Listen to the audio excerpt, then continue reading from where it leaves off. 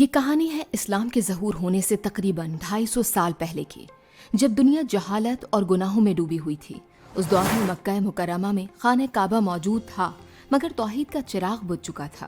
عرب کے قبائل حضرت ابراہیم علیہ السلام اور حضرت اسماعیل علیہ السلام کی تعلیمات کو بھول کر بت پرستی میں غرق ہو چکے تھے۔ عرب کے لوگ رفتہ رفتہ اللہ کی عبادت بھول گئے اور خانہ کعبہ کے ارد گرد بتوں کی پوجا کرنے لگے۔ اس زمانے میں 2 لوگوں پر اللہ نے ان کے گناہ کبیرہ کی سزا کے طور پر عذاب نازل کیا اور انہیں پتھر میں تبدیل کر دیا۔ لیکن جہالت کی انتہا دیکھیے، اللہ تعالیٰ نے جن 2 انسانوں کو پتھر بنا دیا، عربوں نے باقی بتوں کے ساتھ ساتھ ان کو بھی پوجنا شروع کر دیا۔ اللہ نے جن 2 انسانوں کو پتھر بنایا تھا، ان میں ایک نوجوان لڑکا اور ایک لڑکی تھے۔ ان دونوں نے ایسا کیا گناہ کیا؟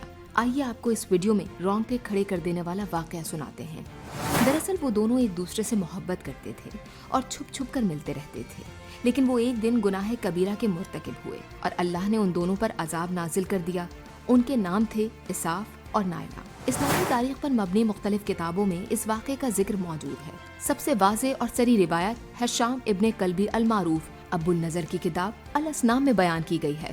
ہشام ابن کلبی عرب کے قدیم عقائد اور روایت کے بڑے عالم اور مشہور مورخ تھے۔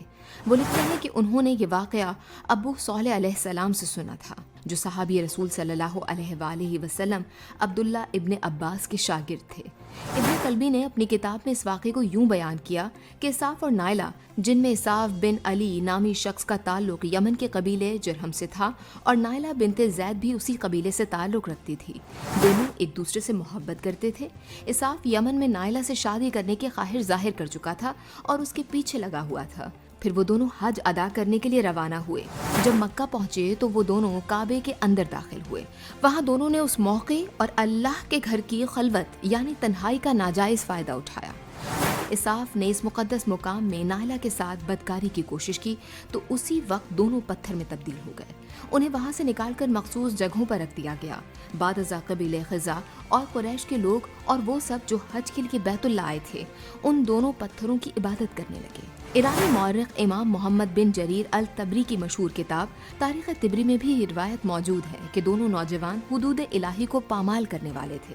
ابن ہشام کی کتاب السیرۃ النبویہ اور ابن کثیر کی اپنی کتاب البدایہ والنہایہ میں بھی اس واقعے کا ذکر ملتا ہے، لیکن دونوں کتابوں میں بھی ابن کلبی کی کتاب الاصنام کا حوالہ دیا گیا ہے۔ بدکاری کی کوشش کرنے والے لڑکے اور لڑکی پر اللہ کا قہر نازل ہوا، دونوں کی روحیں کھینچ لی گئیں اور وہ پتھر میں بدل دیے گئے۔ ابن کلبی لکھتے ہیں کہ اساف ایک کبوتر نما پتھر میں بدل گیا، جبکہ نائلہ انسانی مورتی کی شکل اختیار کر گئی۔ لیکن آپ کو یہ سن کر ضرور دھچکا لگا ہوگا کہ بقول مورخ یہ سزا انسانوں کے لیے عبرت کا نشان تھی، لیکن قریش اور دیگر عرب قبائل نے اس سے سبق لینے کے بجائے ان پتھروں کو مقدس نشان قرار دے دیا۔ پھر اساف اور نائلہ کے مجسمے خانہ کعبہ کے پاس نصب کر دیے گئے اور لوگ صدیوں تک ان کے سامنے جھک کر ان کی پوجا کرتے تھے۔ بتایا جاتا ہے کہ تقریباً 2.5 صدیوں تک یہ بت خانہ کعبہ کے پاس رہے، لیکن جب اسلام کا سورج طلوع ہوا اور فتح مکہ کا دن آیا تو رسول اللہ صلی اللہ علیہ وآلہ وسلم نے کعبہ کو تمام بتوں سے پاک کر دیا۔ اس دن 350 بتوں سے زائد بت توڑے گئے، جن میں اساف اور نائلہ کے بت بھی شامل تھے۔ یہ واقعہ اس بات کی گواہی دیتا ہے کہ اللہ کا گھر صرف اور صرف توحید کے لیے ہے، اور جو لوگ اس میں شرک یا گناہ لے کر آئیں گے وہ ذلیل و رسوا ہوں گے، اور خانہ کعبہ اس اعلان کے ساتھ تا قیامت قائم رہے گا کہ لا الہ الا اللہ محمد الرسول اللہ۔